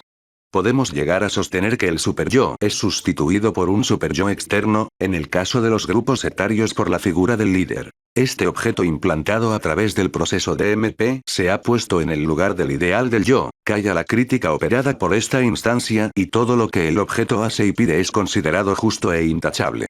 La conciencia moral no se aplica a nada de lo que acontece a favor de este objeto. Freud en relación a esto termina definiendo a la masa como un grupo de individuos que han colocado un objeto en el mismo lugar, en el lugar de su ideal del yo y que por lo tanto se identifican entre sí en su yo. Freud, 1921. Lo anterior también está relacionado con la ausencia paterna. El superyo es el heredero del complejo de Edipo y se conforma en estrecha relación con la imagen paterna. Un padre ausente puede dar lugar a un superyo débil y a la necesidad del adepto de sustituir el superyo por un superyo externo, en este caso el líder y el grupo sectario. La regresión que se produce en los individuos integrantes de una masa, como lo define Freud, los conduce a una situación primitiva que el autor compara con la horda primordial. Freud dice, el carácter ominoso y compulsivo de la formación de masa, que sale a la luz en sus fenómenos sugestivos, puede reconducirse entonces con todo derecho hasta la horda primordial. El conductor de la masa sigue siendo el temido padre primordial. La masa quiere siempre ser gobernada por un poder irrestricto, tiene una ansia extrema de autoridad. Según la expresión de Le Bon, sed de sometimiento.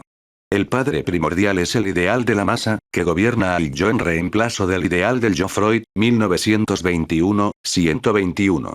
El adepto resigna su ideal del yo y lo permuta por el ideal del yo del grupo corporizado en el líder y, por lo tanto, está resignando parte de su subjetividad. Es cierto que la experiencia sectaria genera rupturas en diversos espacios, en lo familiar y en lo relacional, pero no menos importante es la ruptura interna, el progresivo desmantelamiento del aparato psíquico.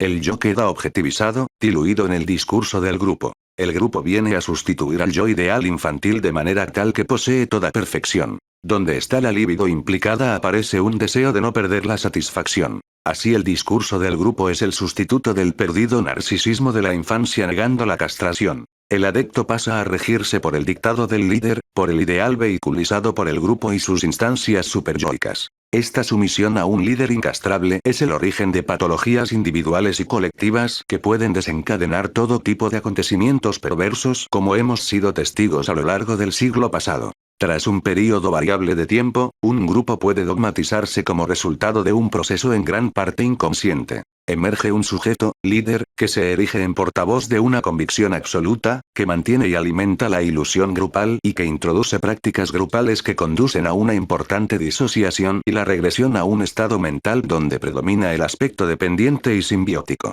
Sobre la génesis de este tipo de grupos afirma Perlado. Quien haya tenido oportunidad de estudiar microgrupos en formación, habrá podido observar cómo en numerosas ocasiones, la secta se forma a partir de una pareja que colusiona en una especie de folia deux que irradia hacia otros seguidores y que se retroalimenta. De ahí que algunos autores hablen de estos grupos como grupos de contagio paranoide. Perlado, 2005.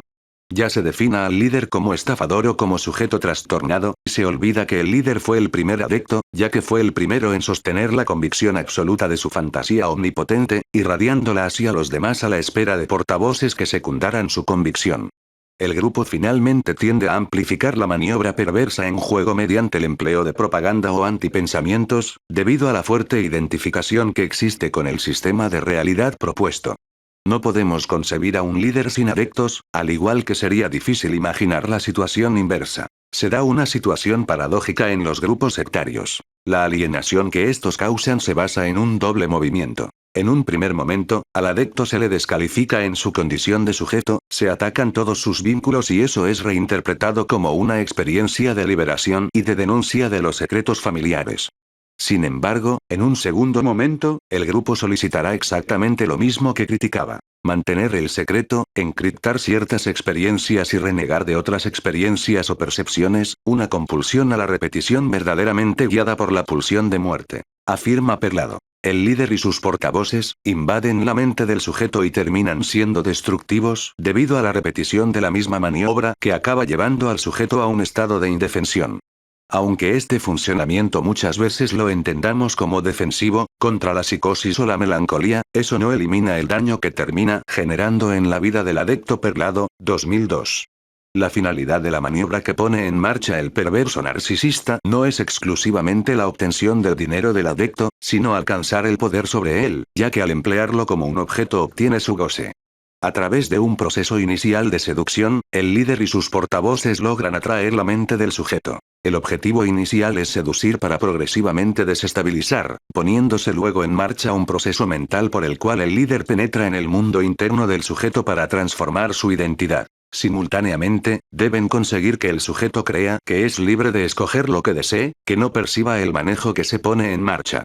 La influencia que ejerce el perverso narcisista va orientada a lograr un beneficio personal o grupal, sin contar con las necesidades del sujeto. La relación que se establece entre ambos es de dependencia afectiva, una dependencia que se instaura en el sujeto pero que en realidad ha sido proyectada masivamente por el líder. Lo característico en este ataque perverso es aprovecharse de los puntos vulnerables del sujeto y emplearlos como fisuras a través de las cuales fomentar la dependencia. Empleando esos puntos débiles y mediante maniobras simultáneas a nivel social por las cuales ellos se exculpan, logran invertir la situación hasta que el observador llega a creer que fue el sujeto quien escogió esa situación. Respecto de las masas y totalmente aplicable a los grupos de manipulación y a la función de líder dentro de la misma, dice Freud, quien quiera influirla no necesita presentarle argumentos lógicos. Tiene que pintarle las imágenes más vivas, exagerar y repetir siempre lo mismo. Freud, 1921, 75. ¿Existe alguna manera de ayudar al adecto? ¿Hay alguna forma de colaborar con las familias y amigos de los adectos para que logren ayudarles a disolver esta dependencia? ¿De qué manera la psicología puede colaborar con este desafío? Vamos a intentar responder a estas preguntas en lo que resta de nuestro trabajo. Capítulo 4. Devolver la libertad. La salida. Conoceréis la verdad y la verdad os hará libres. Juan 8, 32. En el presente capítulo vamos a exponer las vías de salida del adecto y cómo la psicología y los profesionales de salud mental pueden ayudar en el abandono de los grupos de manipulación. Los desprogramadores. En el año 1951 el periodista estadounidense Edward Hunter publicó un libro titulado Brainwashing in Red China, lavado de cerebro en la China roja. El libro trataba de cómo eran utilizadas técnicas de MP en la China comunista. Con él se empezó a popularizar el término lavado de cerebro en Occidente y más aún cuando después de la guerra de Corea y Vietnam se vieron muchos casos de prisioneros que habían sido sometidos a este tipo de manipulación. En la década de los 60 y 70 y de la mano del término lavado de cerebro se empezó a popularizar también la figura de los desprogramadores. Tanto el tema del lavado de cerebro como el de la desprogramación han sido motivo de más de una película de cine. Desde un paradigma que considera al hombre como máquina, se concibe la MP como un programa de reforma del pensamiento y si los adeptos han sido sometidos a un programa para modificar sus convicciones, es oportuno entonces, desprogramarlos. Los desprogramadores, Hassan, 1990. Singer, 2003. Bahamonde, 2003, eran especialistas en MP, en general exadeptos, que intentaban hacerle al adepto el proceso inverso al cual había sido sometido para la captación. Todo comienza con lo que se conocía como operaciones de rescate. Se intentaba localizar al adepto por parte de la familia y, una vez encontrado, era secuestrado en la calle o bien lo hacía el desprogramador que se había infiltrado en el grupo para ese fin. Después de alimentar al adepto y de hacerlo descansar a fin de que recuperase fuerzas, se le obligaba a leer material crítico sobre el grupo, se les sometía a largas sesiones en las cuales se intentaba deshacer lo que la MP había logrado en el sujeto, se le hacía ver cintas de video, escuchar material de audio, etc. Este tipo de procedimientos implica una violencia tal que hasta pone en riesgo la propia vida del adepto. Al respecto afirmaba Bahamonde. Si bien los defensores de tales prácticas sostienen que las 2/3 partes de las desprogramaciones suelen tener un resultado satisfactorio y, en algunos casos pareciera a primera vista no haber otra salida, no son en absoluto recomendables. Lamentablemente no se mencionan los casos de desprogramaciones que culminaron con el suicidio o automutilación del afectado. Es tal el bombardeo a que se somete a los integrantes de algunos movimientos en relación a la desprogramación, que ésta los pone, en algunos casos, al borde de la locura absoluta. Bahamonde, 2003, 167. Y es que si tenemos en cuenta lo que ha colocado el adepto en el líder y en el grupo y si a ello sumamos la convicción de que si son arrancados del grupo corren serio peligro de condenarse eternamente, comprenderemos cómo un adepto en tal situación prefiera perder la vida terrena para salvar la eterna. Dice Bahamonde. Esto ha provocado que algunas personas hayan intentado suicidarse delante de sus mismos padres o desprogramadores, o que para escapar no duden en arrojarse por una ventana desde un segundo piso. O que, para no escuchar o ver a los desprogramadores, intenten mutilarse los oídos o los ojos. Bahamonde, 2003, 168. Además no debemos perder de vista que en toda desprogramación se encuentra generalmente implícito un secuestro, una privación de la libertad y la utilización de técnicas, que por ser también manipulativas, están fuera de toda ética.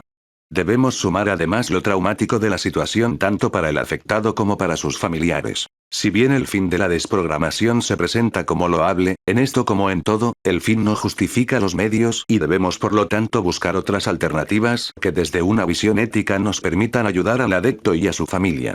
Pero, ¿cuáles pueden ser esas otras vías? Los consejeros de salida. Afortunadamente para los adeptos y sus familias existen otras alternativas que no implican ni los riesgos ni las consideraciones de carácter ético que encerraría una desprogramación. En algunos países existe lo que se ha dado en llamar asesoramiento en la salida exit counseling, y está brindado por profesionales de la salud mental que se han especializado en el tema de la MP. Estos especialistas se definen como consejeros de salida. Podemos decir que la diferencia fundamental entre el asesoramiento en la salida y la desprogramación radica en que el primero se lleva a cabo de acuerdo con la persona afectada, sin conculcar sus derechos y sin utilizar técnicas manipulatorias. Estos consejeros de salida en general suelen trabajar en equipos multidisciplinarios que incluyen especialistas en temas religiosos, sociológicos, médicos y psicológicos, entre otras especialidades. Generalmente el modo de llegar a la consulta es a través de los padres, pareja o amigos del adepto. Es raro que sea el propio afectado el que consulte. A partir de estos primeros contactos el consejero deberá tener varios encuentros con la familia del adepto a fin de conocer en qué tipo de grupo se encuentra, cuánto tiempo hace que está dentro, consultar material crítico sobre el grupo y sobre las estrategias de captación y las técnicas de MP que más utilizan, y los efectos de las mismas. Será oportuno también contactar, si es posible, con exadeptos de ese mismo grupo a fin de conocer un poco más de cerca la figura del líder, la estructura, los fines que dice perseguir, etc. Cabe destacar que para llegar a este punto, es imprescindible que el trabajo sea en equipo y muy bien coordinado. Es conveniente que la familia tome conciencia de que es ella una parte importante del equipo, a fin de que no existan mensajes contradictorios.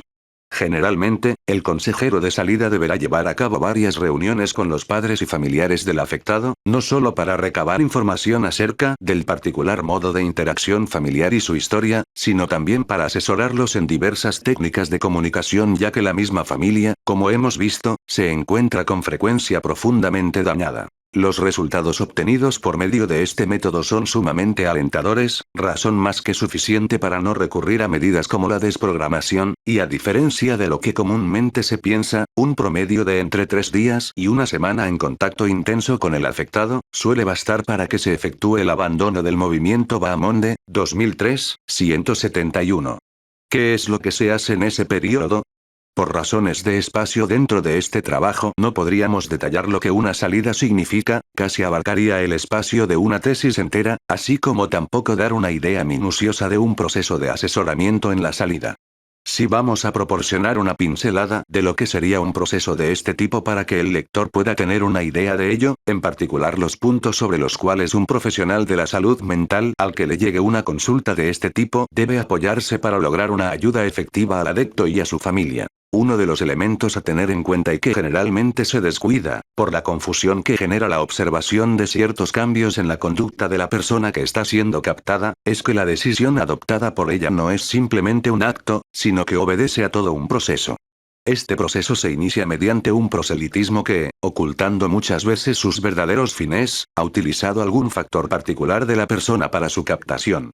Por esta razón la desvinculación no se dará tampoco en un momento, sino a través de un proceso Bahamonde, 2003, 172, 173. Hemos de tener en cuenta que una de las cosas que más dificulta este proceso es el hecho de que en la mayoría de estos movimientos, lo primero que se procura en la captación es socavar las relaciones que tiene el adicto, no solo a nivel familiar, sino con todas aquellas personas ajenas al grupo que, de alguna manera, tengan cierta ascendencia sobre él. Por eso lo más recomendable es que quien guíe en el proceso de egreso sea un tercero, en este caso el asesor. Decíamos en el capítulo anterior que el proceso de MP estaba basado en un recurso a la renegación y que si bien es popular la creencia de que los adeptos a grupos sectarios son totalmente ignorantes de lo que dentro del grupo sucede ya que no llegan a perder totalmente su capacidad crítica y que pese a ello de todas maneras reniegan de ese conocimiento. Es sobre la base de estos restos críticos, por llamarlo de alguna manera, que el asesor debe cimentar el proceso de salida. Además, por más conflictiva que pueda haber sido una familia o por más desvalorizados que los imagos parentales estén, siempre ha de haber alguna huella de afecto sobre la cual poder sostener el proceso de salida y también por el hecho de que el yo no termina de objetivarse nunca. Las recomendaciones que vamos a exponer son de tipo general. Cada una de ellas deberá adaptarse a las condiciones, siempre particulares, de cada adicto, de cada familia y de cada grupo de manipulación del cual se trate. En el acercamiento a un afectado pueden resultar convenientes las siguientes recomendaciones que describe Bahamonde, 2003, 172, 195. A. Incrementar el diálogo. El primero y más importante de los pasos iniciales es la reanudación del diálogo. Este debe incrementarse no solo en frecuencia, sino especialmente en intimidad y profundidad. Una vez logrado un buen nivel de diálogo, se podrá hablar de cualquier tema, incluso de aquellos más delicados y dolorosos. Si no se consigue este nivel de diálogo, no será posible ni siquiera decir buenos días sin que suene a conflicto. Si la situación personal del adicto o las características del grupo no permitieran el diálogo personal, es recomendable iniciar el acercamiento mediante un intercambio epistolar, siempre teniendo presente que estas cartas con toda seguridad serán leídas por las autoridades del grupo, razón para ser muy cuidadoso en lo que se escribe. B. Buscar nuevas formas y lugares de encuentro. El ser humano no puede sustraerse a las costumbres y a las asociaciones, por ello habrá lugares donde nos será más fácil o difícil entablar una conversación. Si siempre discutimos en la sala, terminaremos por asociar las situaciones con los lugares, dificultando en gran medida poder lograr una conversación cordial. Por ello es de suma importancia tratar de encontrar nuevos lugares y formas de contacto. Algo que facilita el diálogo consiste en intentarlo mientras se camina. El caminar, como dice el dicho, afloja la lengua. Y el hecho de no estar frente a frente, facilita un grado mayor de intimidad, sin que posibles sentimientos de vergüenza o pudor dificulten la comunicación. C. Recabar información. También será importante poder recabar la mayor cantidad de información posible y de diversas fuentes sobre el movimiento en el cual se encuentra involucrado el afectado. Toda información será importante, pero en especial la siguiente: orígenes, prácticas y creencias, estrategias proselitistas que utiliza, objetivos, características particulares del fundador y sus dirigentes, actitud del grupo frente al mundo en general, la sociedad, la salud, la educación y las leyes. Si el movimiento, el líder o los dirigentes tienen antecedentes judiciales. Posible utilización de técnicas de MP y cuáles específicamente. De ahí podrán surgir elementos que nos vayan descubriendo qué sedujo al afectado para su ingreso, así como también potenciales riesgos para su salud e integridad física, que podría implicar su inserción en el mismo. D. No confrontar. Bajo ningún concepto se deberá confrontar con la persona afectada. Como ya escribimos anteriormente, al responder las adhesiones a cuestiones eminentemente emocionales, toda confrontación le hará reaccionar de manera personal, corriendo el riesgo de que, por defenderse, se reafirme aún más en las doctrinas del movimiento. Evitar pensamientos o sentimientos de culpa. Bajo ningún aspecto los familiares de la persona afectada deben perder tiempo y energías en buscar posibles culpas. En esos momentos toda la atención y energía deben estar puestas en la persona a ayudar, y seguir las indicaciones que eventualmente señale el profesional que se encuentre llevando adelante la tarea de asesoramiento. Más adelante, y una vez solucionado el problema, será la ocasión de asumir un tratamiento psicoterapéutico, donde puedan reevaluar posiciones, actitudes y posibles responsabilidades. F. Expresar dudas con respecto a los postulados del movimiento. En este caso es recomendable que las dudas sean expresadas en voz alta, pero como para uno mismo, para evitar que la posible angustia que pudieran generar estas dudas, provoquen que el afectado asuma una posición defensiva, aferrándose aún con más fuerza a dichos postulados. G. Mediatizar las respuestas. No se puede pretender que se tenga respuesta para todo. En caso de llegar a una situación donde el afectado nos exija una respuesta, y sobre todo si en algún momento del diálogo se prevé que puede acabar en discusión, es recomendable la mediatización. Esto dará tiempo, que en lo posible no deberían ser más de 24 horas, para reflexionar o buscar información y estudiar la forma más adecuada de compartirla. Una vez hecho esto, no hay que esperar a que el afectado nos pregunte, sino que hay que abordarlo y decirle que ya hemos pensado en el tema pendiente, y retomar así la conversación. Con esto, además de lograr la continuidad del diálogo en forma cordial y enriquecedora, como en un espejo le estamos demostrando al afectado que tenemos derecho a tomarnos un tiempo para pensar, cosa que habitualmente el movimiento no le permitirá.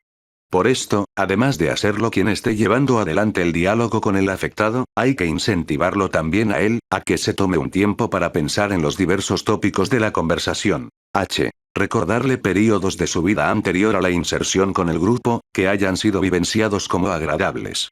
Es importante ayudarle a recordar a la persona afectada, de forma espontánea y natural, períodos de su vida anteriores a su ingreso en el movimiento y que hayan sido vivenciados positivamente.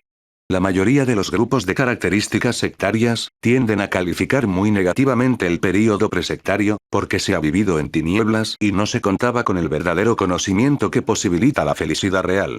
Asimismo es frecuente que al sobredimensionar los conflictos larvados que tenga la persona a influenciar, ésta vea mucho más fácilmente los aspectos negativos de su pasado que los positivos. El llevar adelante la presente recomendación va minando progresivamente las consignas del movimiento. Y recontactarlo con antiguas amistades. El alejamiento progresivo de la familia va precedido por el alejamiento de los vínculos sociales y las amistades. A fin de que el afectado pueda recibir, aunque sea indirectamente, otros marcos referenciales distintos a los esgrimidos por el grupo, es de gran importancia recontactarlo con antiguas amistades. J. Detección de fisuras en el discurso. A través de la profundización del diálogo se intentará detectar fisuras en el discurso del afectado. Generalmente estas fisuras se manifestarán en forma de dudas. Una vez manifestadas estas se le debe escuchar y demostrar una verdadera empatía, para luego incentivarlo a recabar información para la superación de dichas dudas. K. Contención afectiva y contacto físico. Es posible que cuando comiencen las fisuras en el discurso estas vengan acompañadas de períodos de profunda angustia y ansiedad. Aquí, al igual que en el resto del acercamiento, es de vital importancia que se expresen los sentimientos de amor y cariño que se tienen para con el afectado, y que exista un contacto físico que demuestre nuestra cercanía y disposición hacia él.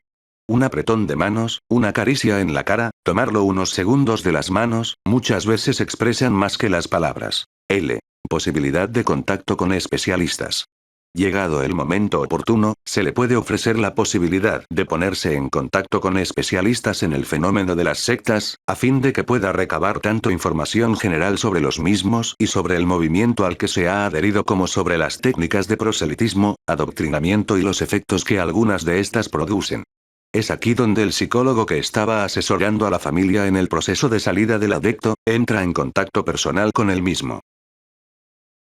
El día después. Acabamos de exponer de manera sintética lo que sería un proceso de asesoramiento en salida. Este tipo de procesos con la guía del asesor y el rol protagónico de la familia y los amigos, suele ser un proceso largo, dificultoso, con idas y vueltas y, sobre todo, muy doloroso, que en el mejor de los casos finalizará con la salida del grupo por parte del adepto. Después del abandono el exadecto es invadido por el miedo, la culpa, la vergüenza y es abrumado por un sinfín de preguntas. ¿Automáticamente vuelve todo a la normalidad? ¿Todo ha sido un mal sueño? Después de una experiencia tan traumática y movilizante, ¿naturalmente se generarán anticuerpos? ¿Qué pasará con las relaciones? ¿Cambiarán mágicamente? Y, finalmente, ¿aquel dolor que queda metido muy adentro del alma, podrá ser acallado? ¿No será conveniente olvidarse lo más pronto posible de todo y hacer borrón y cuenta nueva? Estas son tan solo algunas de las muchas preguntas que suelen surgir en el corazón de todos los involucrados. La salida no es el fin del proceso, sino el inicio.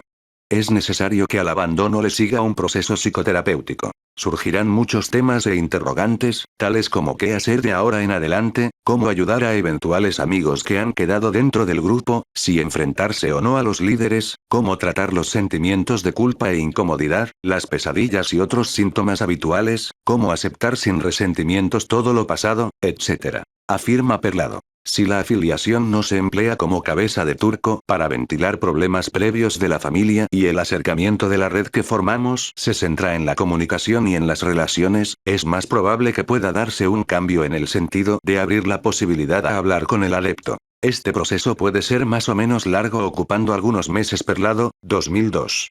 La experiencia clínica ha demostrado que el asesoramiento terapéutico en el egreso es el tratamiento de elección para ayudar al adicto a tomar distancia física y emocional del grupo.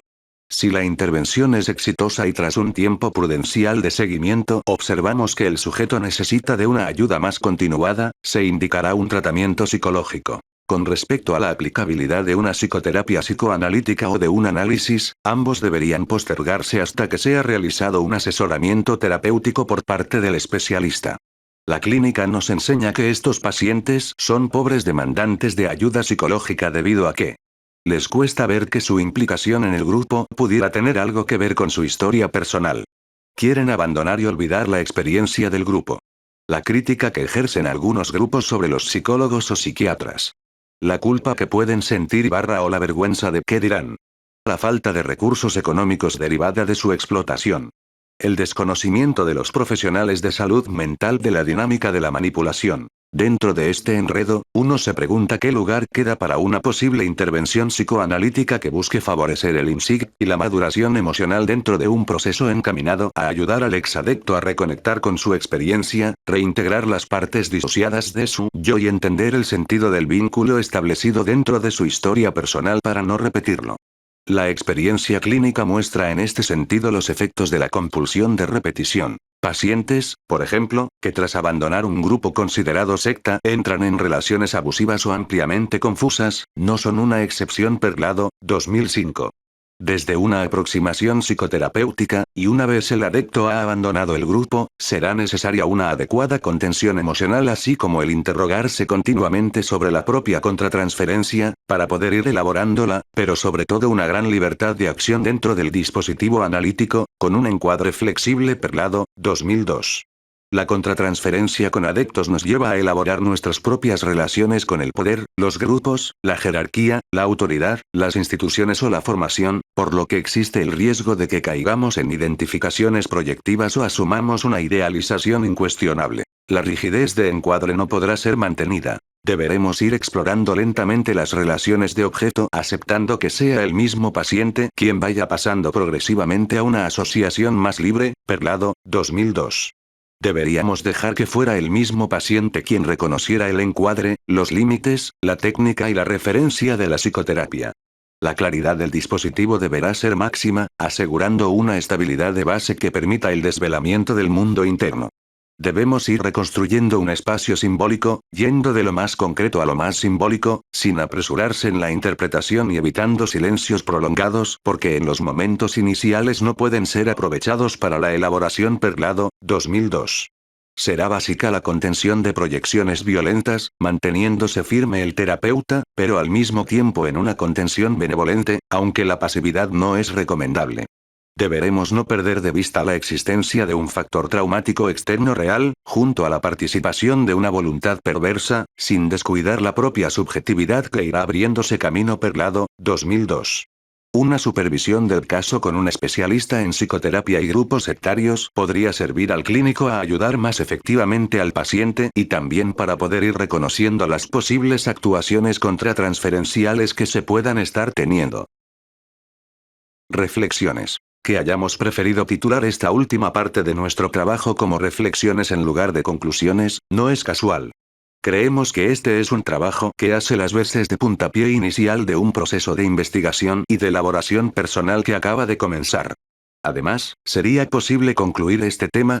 Nos parece una pretensión desmesurada dar por concluido el tema. Más bien volcaremos una serie de reflexiones personales que nos motivan a seguir profundizando en el apasionante tema de la manipulación psicológica. Hemos abordado el tema del sectarismo tomando como punto de partida el vínculo adepto/líder/grupo porque entendemos que, al ser este vínculo lo que está en la base de las estructuras sectarias, es también lo común a cualquier grupo sectario del que hablemos, sean estos del origen que sean. Este tipo de vínculo de dependencia puede aparecer en cualquier ámbito y así pueden aparecer grupos sectarios bajo la forma de una organización no gubernamental, un partido político, una asociación cultural, una iglesia, un movimiento de tipo orientalista, en el ámbito laboral, mobbing, etc. La nueva era ha traído consigo el florecimiento de una nueva religiosidad, una religiosidad a la carta Mardones, 1988, nuevas formas de la religiosidad en las que muchas veces lo religioso aparece bajo una pátina de filosofía, ciencia, política, empresas, etc. Aquí es donde surge nuestra primera pregunta. ¿Es el de las sectas un fenómeno estrictamente religioso? Porque de ser un fenómeno estrictamente religioso, deberíamos tomar al sectarismo como un tipo de religiosidad patológica y sería entonces tema de enfoque para la psicología de la religión. Quizás para algún lector desprevenido, la respuesta a nuestro interrogante resulte una obviedad, pero no lo es. Hoy en día en distintos foros de especialistas en sectas se discute este tema y se discute mucho. Lo que sucede es que cuando hablamos de sectas, inmediatamente pensamos en testigos de Jehová, mormones, Hare Krishna, grupos budistas, niños de Dios, sectas de origen cristiano, paracristiano o grupos de corte orientalista, etc., que son, a su vez, los más difundidos a nivel del conocimiento popular. Pero cada vez más están surgiendo grupos que no solo no se presentan como religiosos, sino que alzarían la voz al saber que se les está considerando como tales. Grupos de INSIG, Argentina Works, Uruguay Works, Grupo Torch, empresas, Amway, grupos de tipo platillista, Gnosis, Nueva Acrópolis, etc. Movimientos sectarios que utilizan técnicas de MP para la captación y el reclutamiento y que a priori no se presentan como grupos religiosos. Se da un entrecruzamiento entre movimientos que siendo sectarios no se presentan como religiosos y movimientos religiosos que efectivamente son sectarios. El discernimiento fino de este entramado es muy complejo y deberíamos recurrir al apoyo de otras disciplinas, filosofía, fenomenología de la religión, teología, etc., que también abordan el fenómeno del sectarismo, para poder lograr un esclarecimiento del mismo. Lo común es el tema de la manipulación psicológica que se da en todos los grupos sectarios más allá de la doctrina que se sostenga. ¿Cuáles son las causas de la proliferación de grupos de manipulación en nuestros días? La lógica instrumental propia de la sociedad de consumo capitalista ha transformado todo en un objeto de consumo. Lo descartable invade las góndolas de los supermercados, todo se compra hecho, se usa y se tira. De alguna manera esta lógica ha invadido los vínculos y así las relaciones humanas se han vuelto también instrumentales y lo subjetivo ha quedado devaluado. De alguna manera hemos llegado al punto en el que la persona ha dejado de ser un fin en sí misma para pasar a ser un medio para otros fines. Cabe consignar la existencia de un momento posmoderno y, por lo tanto, de un sujeto de la posmodernidad. Este sujeto es fruto, efecto, de la globalización, que ha estado acompañada por las políticas neoliberales, el desfondamiento de los estados-nación, cuyas consecuencias han sido un decaimiento del otro y la destitución subjetiva. Sus características han sido puestas de manifiesto por Dan y Robert Dufour, y adquiere 4 modalidades. 1. La pandilla. 2. La secta. 3. La inscripción, no en el orden del deseo, sino en el de la necesidad, toxicomanías. 4. La tentativa de convertirte en el otro Gil, 2006. En una cultura donde la finitud y la inseguridad campean, todo parece ser efímero, inestable, el sujeto vive en una situación de mucha inseguridad y angustia frente al futuro. No se sabe qué sucederá mañana con el trabajo, el dinero y la patria. Se han terminado las seguridades. Los grupos de manipulación capitalizan en su favor este sentimiento de abandono y naufragio. Por un lado, a través de la manipulación psicológica intentan transformar al sujeto en objeto y, por otro lado, a personas que viven inmersas en una cultura en la que donde todo parece provisorio, les ofrecen seguridades. Los fundamentalismos son dogmatismos que ofertan seguridad al precio de la libertad y de la subjetividad. La modernidad se derrumbó delante de nuestros propios ojos y con ella aparentemente también se derrumbaron las seguridades. Quizás el acontecimiento que simboliza este desmoronamiento sea la caída del muro de Berlín en 1989, que marca la caída del llamado socialismo real, uno de los utópicos proyectos modernos. Junto con la modernidad cae la razón omnicomprensiva moderna que pretendía explicarlo todo y sus proyectos. A lo largo del siglo XX, todas las esperanzas modernas se han manifestado inconsistentes. Es verdad que la ciencia ha beneficiado notablemente la vida de las personas, pero también ha hecho posible desde el Holocausto judío hasta las tragedias de Hiroshima y Nagasaki. El marxismo, en lugar de traer el paraíso comunista, dio origen a la masacre de Tiananmen. Las sociedades capitalistas avanzadas han alcanzado un alto nivel de vida, pero están a su vez corroídas por dentro por el gusano del tedio y del sinsentido. En resumen, para toda una generación, el mundo, de pronto, se ha venido abajo. La posmodernidad hunde sus raíces en lo más profundo del proyecto moderno, y desde el fracaso de este, brota toda ella hecha de desencanto, nihilismo y ese peculiar sentimiento de naufragio. Si a la posmodernidad se la define como una manera de ser González Carvajal, 1991, nosotros podemos decir que esta manera de ser ha dado lugar a lo que Roudinesco define como el paradigma del hombre depresivo Roudinesco, 2002.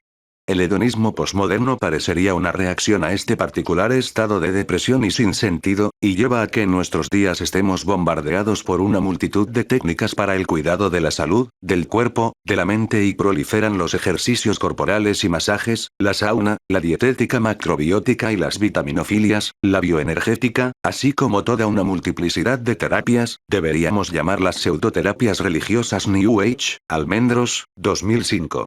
En nuestros días el dolor y el sufrimiento han sido acallados, a nuestras sociedades no les gusta conocer el dolor y prefieren hacer a un lado la cara para no verlo.